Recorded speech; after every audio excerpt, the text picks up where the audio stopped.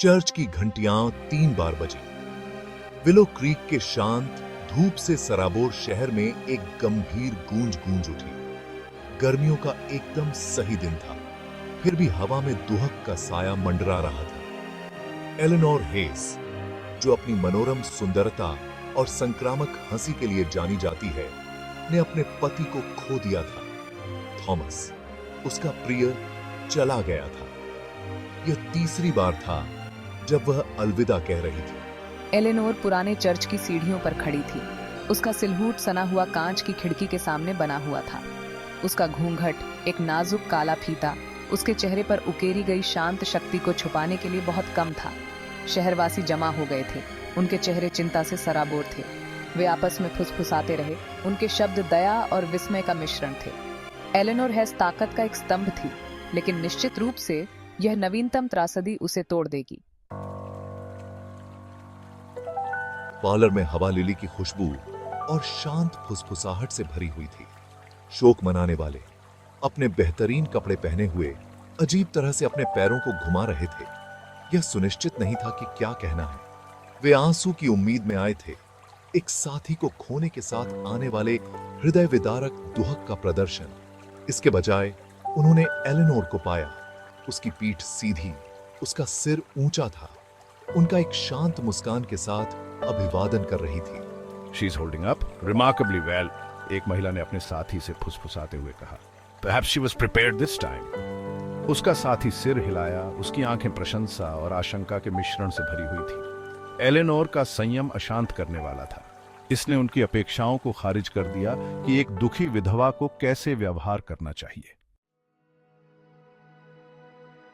उस शाम बाद में अपने कमरे के सन्नाटे में अकेली एलेनोर प्राचीन दर्पण के सामने खड़ी थी। उसे घूरता हुआ प्रतिबिंब समय का एक ताना बाना था, जो खुशी और दुहक के धागों से बुना गया था। उसने अपने होठों के कोने में एक मुस्कान का भूत देखा, उस शरारती लड़की की एक झिलमिलाहट जो वह कभी थी। उसने वह प्यार देखा जो उसकी आंखों में चमकता था जब उसने इतने साल पहले अपने पहले पति रॉबर्ट को देखा था। And then there was John, उसका दूसरा पति। उसकी याद उसके दिल में एक बिटर स्वीट दर्द था।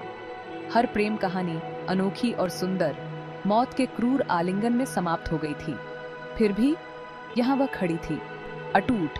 उसकी आत्मा भाग्य की हवाओं से बुझने से इनकार कर रही थी। दरवाजे पर एक हल्की दस्तक ने उसकी तंद्रा तोड़ दी। यह सारा थी, उसकी सबसे करीबी दोस्त और विश्वास पात्र। उसकी आंखें लाल किनारे वाली थीं। उसका चेहरा चिंता से सराबोर था। एलेनोर, उसने शुरू किया। उसकी आवाज झिझक से सजी हुई थी। How are you holding up? Everyone is worried. Eleanor मुड़ी। दर्पण में उसका प्रतिबिंब उसकी हरकतों की नकल कर रहा था। उसके होठों से एक नरम सी आह निकली। Grief is a strange visitor, Sarah, उसने कहा। उसकी आवाज आश्चर्यजनक रूप से स्थिर है। It arrives unannounced, turns your world upside down, and then, just when you think you've learned to live with its presence, it recedes, leaving behind a void that echoes with memories. सारा गौर से सुन रही थी। उसकी भौहें विचार में सिकुड़ गई थीं। But you seem so at peace, वह अंत में हकलाई। एलेनोर मुस्कुराई, एक वास्तविक मुस्कान जो उसकी आंखों तक पहुंची।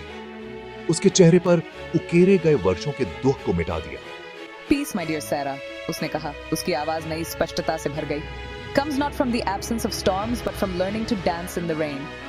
वह खिड़की के पास गई, तारा धूल भरे आकाश को देख रही थी। खुशी के हर क्षण भंगुर क्षण, हर साझा हंसी, हर सूर्योदय को संजोने के लिए।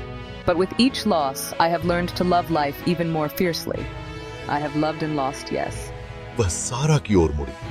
उसकी आंखें एक आंतरिक शक्ति से चमक रही थीं, जो विनम्र और विस्मयकारी दोनों थीं। Life is a precious gift, Sarah, and I intend to live it to the fullest, embracing every twist and turn with open arms.